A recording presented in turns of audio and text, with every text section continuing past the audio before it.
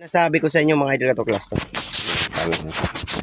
Ito yung sinasabi ko na isa rin sa kinagkukuhanan ng mga residente rito ng tubig at ginagawang inuman. Dinuro na rin sila naliligo. Mainit siya mga idol class yan. At nakabox na siya.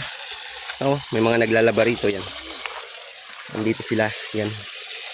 Yung mga ano dito residente. Yung mga idol class oh. Ito yung sinasabi ko sa inyo na mainit na tubig. As in kung makakapunta talaga kayo dito sa bayan ng mainit, Pasakaw Kamsur, dito nyo makikita ito.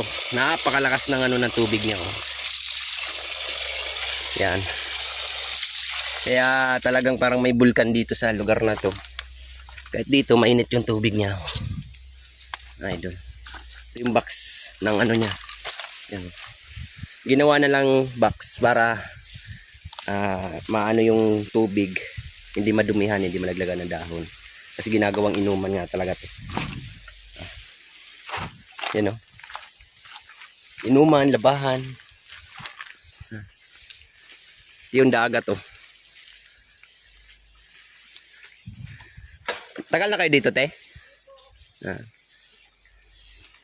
Ito lang kayo nakatira. Ba mga idol to class, dito sila naglalaba. Yan, family nila.